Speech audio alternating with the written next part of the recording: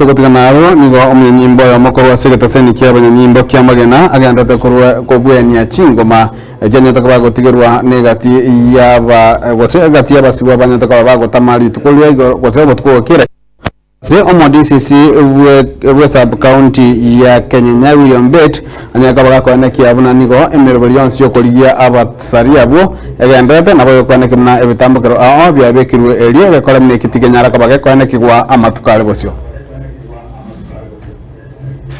Huyu ni William K. Bet, DCC Kenya sub county.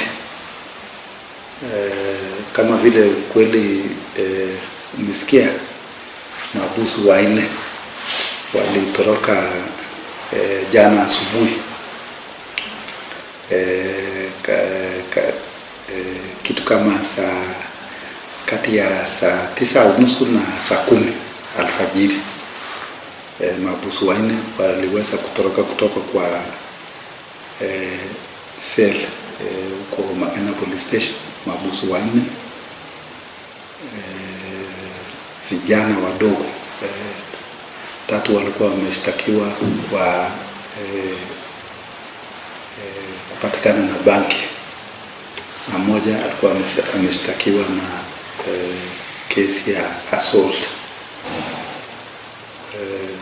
So wakaweza kutoroka na kuumiza.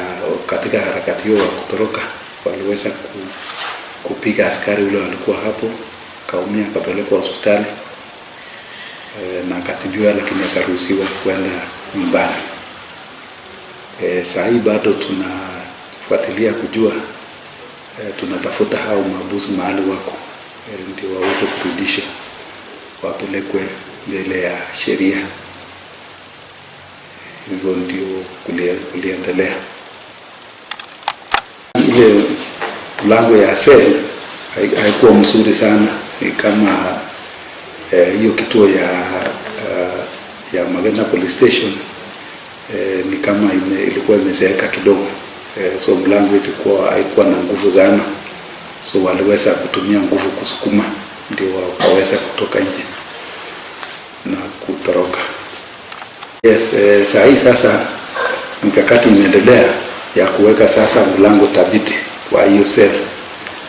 Na hata pia nadhani serikali ilikuwa na mpango ya kujenga kituo mpya ya polisi pale Magena, na nadhani saa hii pia sasa hiyo kazi inaendelea mzuri.